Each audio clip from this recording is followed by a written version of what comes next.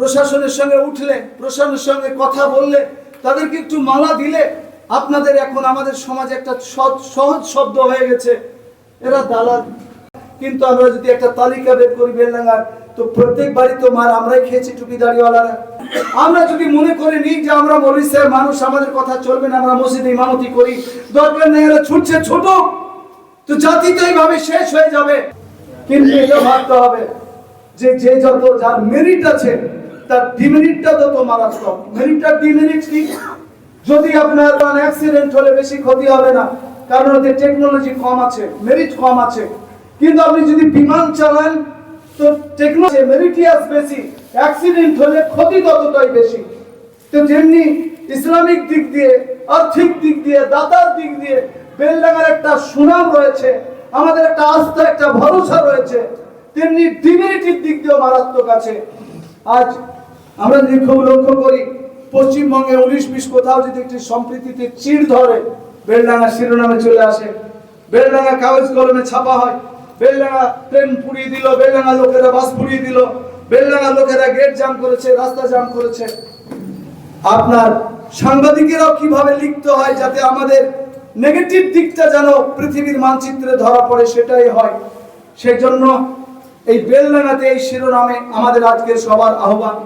আপনারা যারা আছেন, আজ আমরা নিজেদেরও সেই কাবিলিয়াত, সেই যোগ্যতা অর্জন করি যেন আমরা যে গ্রামে বাস করি অন্তত সেই গ্রামের সুখে দুঃখে আমরা থাকবো আলেম উলামা।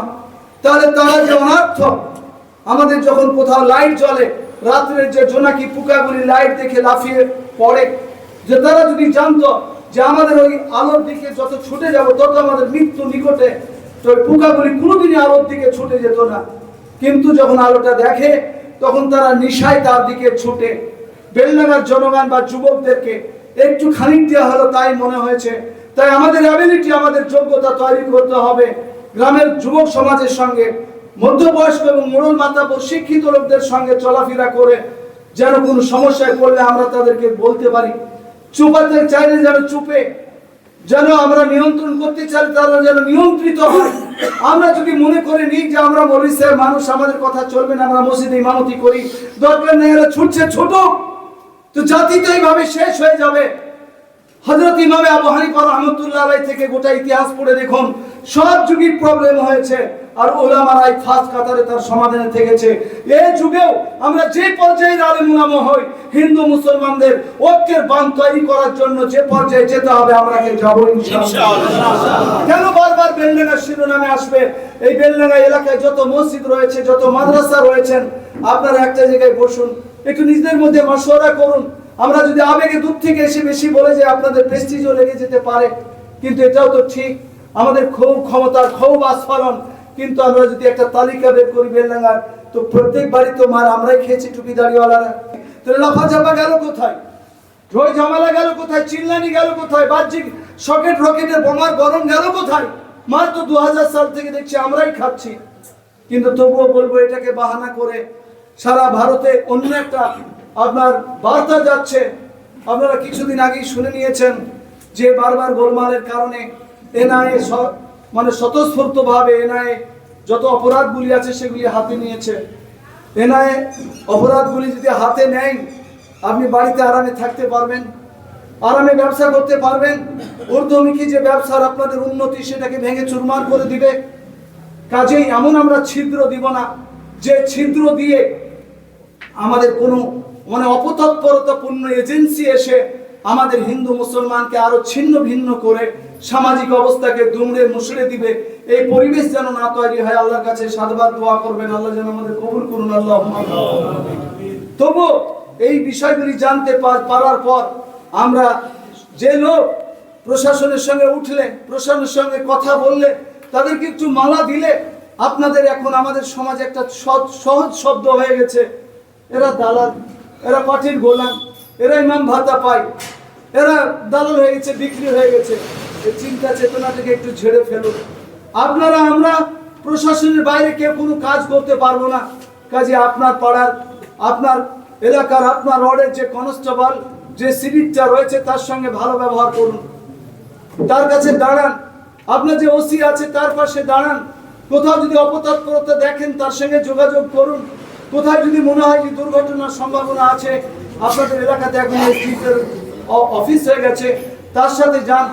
আমাদের যে মানে তরুণ তুর্কি বলা যায়, বয়সে অতি অল্প, আমাদের স্মার্ট একটা এসপি এসেছেন, তার কাছেও আমাদের সমস্যাগুলি তুলে ধরাটা সহজ। আমরা ওই রাস্তাকে যেন ভয়ের দিক দিয়ে যেন না নিই, যে আমরা কেন ওসির কাছে, কেন বিডিওর কাছে, কেন এসপির কাছে যাব। আমার কওম যদি ক্ষতিগ্রস্ত হয়, তা আমাদের পূর্বপুরুষেরা যেতেন, আমাদের আলেমুলামারা যেতেন, আমরা কেন যাব না? আমরা যাব কওমের স্বার্থে যাব, বলুন ইনশাআল্লাহ। দেখুন, এনআইএ তার নোটে লিখেছে, যতদূর জানতে পেরেছি, যেখানে টেররিস্ট বা টেররিজমের তৎপরতা হচ্ছে। আমি মেনেই নিলাম এখানকার কিছু লোক তাদের আত্মীয় মারা যাওয়ার কারণে এখানে আন্দোলন করছিল, মিছিল করছিল। আরো খারাপ জায়গায় নিয়ে গেলাম যে কেউ কাউকে মার্ডার করে দিয়েছে। তো কেউ কাউকে মার্ডার করলে মার্ডারের কেস হয়, কেউ বাড়ি যদি পুড়িয়ে দিতে অগ্নি সংযোজনের কেস হয়, কেউ যদি চুরি ডাকাতি করে তার জন্য হরণ বা চুরির কেস হয়। কিন্তু তাই বলে টেররিস্টের কেস কি করে হয়? এনআইএ তো সেই দিকগুলিকে দেখে, তাদের কাছে কেন যাবে? এখানে কি এমন কাজ হলো শ্বেতপত্র দিয়ে কেন্দ্র সরকার তার এজেন্সি মাধ্যমে প্রকাশ করুক যে বেলডাঙ্গাতে এই কাজগুলি হচ্ছে যা টেররিজমকে সাপোর্ট করছে। টেররিস্ট তো অন্য জিনিস। কেউ মার্ডার করলে অপরাধী, কেউ করে হাত কেটে নিলে অপরাধ, কেউ করে বাড়ি ভাঙচুর করলে অপরাধ।